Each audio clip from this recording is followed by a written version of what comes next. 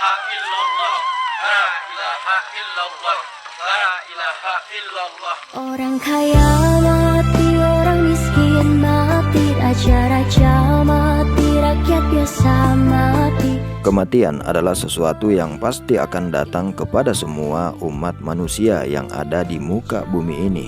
Jika sudah waktunya tiba, kematian itu pasti akan menghampiri. Tua atau muda, sakit atau tidak, kaya atau miskin, pejabat atau rakyat biasa, semuanya pasti akan menemui yang namanya kematian.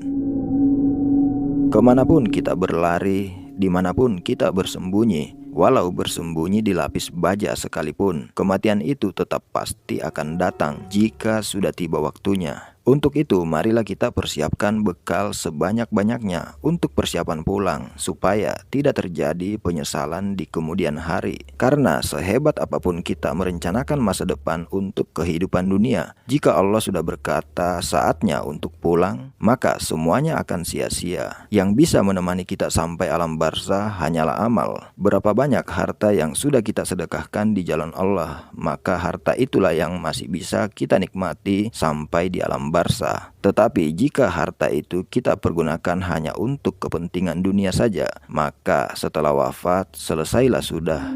Harta itu akan dimintai pertanggungjawaban kelak. Semua harta yang kita dapatkan di dunia akan dipertanyakan. Dari mana harta itu kamu dapat dan kemana harta itu kamu belanjakan. Bayangkan jika harta yang kita dapat dengan cara-cara tidak halal dan dibelanjakan ke tempat yang tidak diridhoi Allah, maka harta itulah yang akan membuat manusia sengsara di kehidupan akhirat kelak.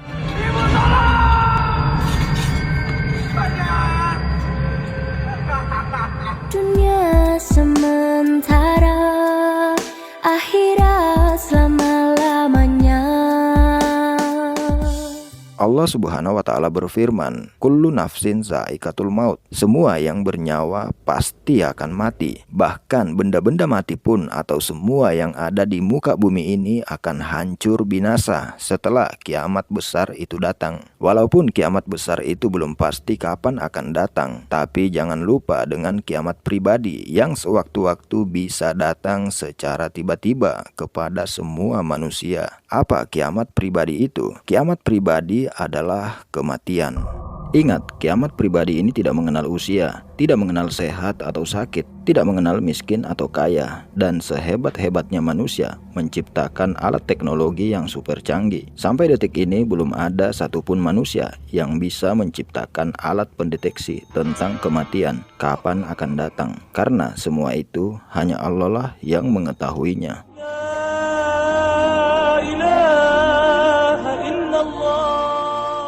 Karena kematian tidak bisa dideteksi oleh manusia kapan akan datang. Untuk itu bersiaplah setiap saat dengan memperbanyak istighfar, banyak mengingat Allah, banyak beramal, supaya kita meninggal dalam keadaan husnul khotimah. Amin.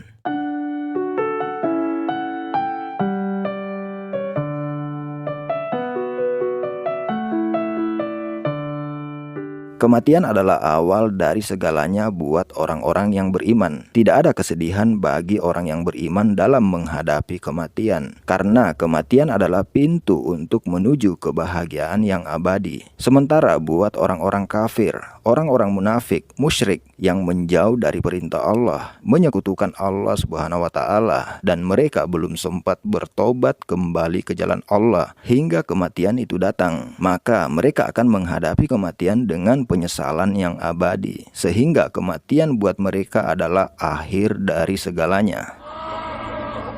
Di dalam surah Al-Qasas, surah nomor 28, ayat 77, Allah Subhanahu wa Ta'ala berfirman, "Dan carilah pada apa yang telah dianugerahkan Allah kepadamu untuk kebahagiaan negeri akhirat, yaitu pahala. Carilah pahala. Tetapi janganlah kamu lupakan bagianmu di dunia. Berbuat baiklah kepada orang lain sebagaimana Allah telah berbuat baik kepadamu, dan janganlah kamu berbuat kerusakan di muka bumi. Sesungguhnya Allah tidak menyukai orang-orang yang berbuat kerusakan." Di dalam surah ini Allah memerintahkan kepada manusia untuk mengejar kebahagiaan akhirat. kebahagiaan yang kekal, kebahagiaan yang abadi. Allah memerintahkan kepada manusia untuk mengejar kebahagiaan akhirat karena memang target semua manusia adalah akhirat. Sebab hidup di dunia ini tidak lama, hanya sebentar. Cukuplah kematian keluarga, kerabat, teman dan tetangga bisa dijadikan pelajaran buat kita semua. Kalau ternyata kehidupan dunia ini tidak lama, hanya singkat. Di dalam ayat ini juga Allah memerintahkan kepada manusia untuk tidak melupakan bagian dari kenikmatan dunia. Selama itu halal, ya silakan kamu nikmati yang ada di dunia. Seperti rumah yang nyaman, pakaian yang bagus, makanan yang enak, istri yang cantik, dan kenikmatan lainnya yang tentunya halal dan didapat dengan cara-cara yang halal sesuai ajaran Islam, bukan yang menghalalkan segala cara. Jangan mengambil hak orang lain, jangan berbuat kerusakan, jangan membuat onar, jangan bermaksiat, jangan memakan makanan yang diharamkan dalam Islam. Tinggalkan semua larangannya dan taati semua perintahnya. Dunia sementara,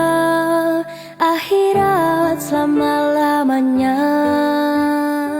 Di dalam surah Al-Mu'min ayat 39, Allah Subhanahu wa Ta'ala berfirman, "Hai kaumku, sesungguhnya kehidupan dunia ini hanyalah kesenangan sementara, hanya sesaat, dan sesungguhnya akhirat itulah negeri yang kekal abadi." Dalam ayat ini sudah dijelaskan bahwa dunia hanya sementara, akhirat adalah negeri yang abadi. Jadi untuk apa kita mengejar dunia mati-matian dengan menghalalkan segala cara untuk kehidupan dunia? Karena cepat atau lambat, pasti satu persatu manusia akan meninggal dan menuju akhirat yang abadi. Sebelum terlambat, sebelum kematian itu datang, marilah kita mempersiapkan bekal sebanyak-banyaknya untuk kehidupan akhirat supaya tidak terjadi penyesalan. Wahai manusia, jangan engkau tertipu daya oleh dunia yang fana,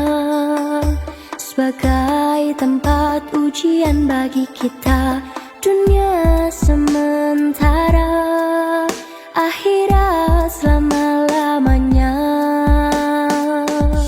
Setiap orang ada masanya, dan setiap masa lain orangnya. Dunia ini hanya singkat. Lebih baik menyesal di dunia daripada menyesal di alam kubur. Kalau menyesal di dunia, kita masih bisa memperbaiki. Tetapi jika menyesal di alam kubur, pastinya tidak akan mungkin lagi bisa diperbaiki. Dari Ibnu Umar radhiyallahu anhuma, beliau berkata, Rasulullah shallallahu alaihi wasallam pernah memegang kedua pundakku seraya bersabda, "Jadilah engkau di dunia seperti orang asing atau musafir." Ibnu Umar berkata, jika engkau berada di sore hari, jangan menunggu datangnya pagi, dan jika engkau berada pada waktu pagi hari, jangan menunggu datangnya sore. Pergunakanlah masa sehatmu sebelum sakit dan masa hidupmu sebelum mati. Hadis riwayat Bukhari. Hadis ini mengingatkan kita semua bahwa kematian itu bisa datang secara tiba-tiba. Tidak ada jaminan kalau besok pagi kita masih bisa bernafas. Jangankan sampai besok pagi, bahkan beberapa detik ke depan saja tidak ada yang bisa menjamin apakah kita masih bernafas atau tidak.